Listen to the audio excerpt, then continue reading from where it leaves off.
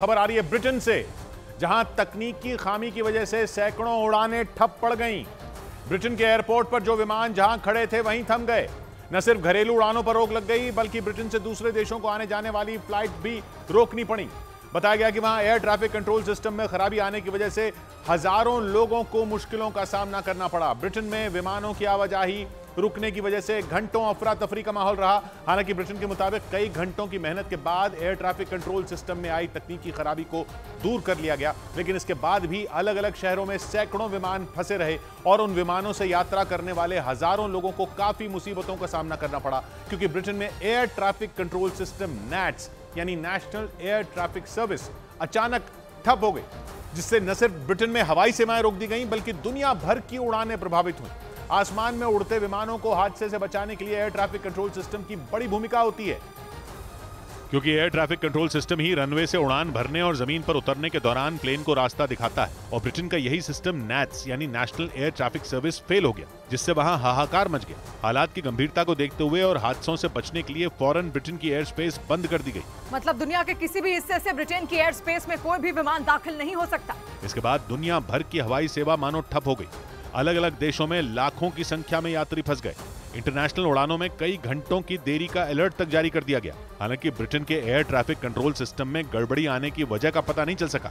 उधर बड़ी खबर फ्रांस से, जहां मुस्लिम स्कूली छात्राओं के अबाया पहनने पर सरकार ने पाबंदी लगा दी। फ्रांस के मीडिया ने दावा किया कि वहां 4 सितंबर से शुरू होने जा रहे नए शैक्षणिक सत्र के दौरान सभी स्कूलों और कॉलेजों में किसी भी मुस्लिम स्कूली छात्रा को बुर्के जैसा पहनावा अबाया पहनकर आने की इजाजत नहीं होगी। वहां के शिक्षा मंत्रालय ने इस नियम को सभी स्कूलों को सख्ती से पालन करने का आदेश जारी कर दिया, क्योंकि लंबे समय से इसकी मांग वहां की जा रही थी। इसे देखते हुए फ्रांस के शिक्षा मंत्री ने वहां के सभी स्कूलों और कॉलेजों में 4 सितंबर से शुरू होने जा रहे नए शैक्षणिक सत्र के दौरान इस नियम को सख्ती से लागू करने के आदेश दिए।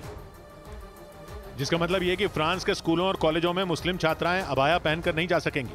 अबाया मुस्लिम महिलाओं और लड़कियों का एक पहनावा होता है, जिसमें बुर्के की तरह उनका चेहरा छोड़कर पूरा शरीर ढका होता है। पिछले कई महीने से फ्रांस में स्कूलों और कॉलेजों में छात्राओं के अबाया पहनने पर बहस चल रही है, लेकिन फ्रांस के मीडिया के मुताबिक वहां की सरकार ने तय किया कि 4 सितंबर से शुरू हो रहे नए शैक्षणिक सत्र के दौरान किसी भी मुस्लिम छात्रा को स्कूल और कॉलेज में अबाया पहनकर आने की अनुमति नहीं होगी। फ्रांस ने 2004 में स्कूलों में हिजाब पहनने पर बैन लगा दिया था, जिसका वहां रहने वाली 50 लाख की मुस्लिम आबादी ने बड़े पैमाने पर विरोध किया था। उधर इजरायल के विदेश मंत्री से बात करने की वजह से अफ्रीकी देश लीबिया की विदेश मंत्री को अपनी कुर्सी गंवानी पड़ी।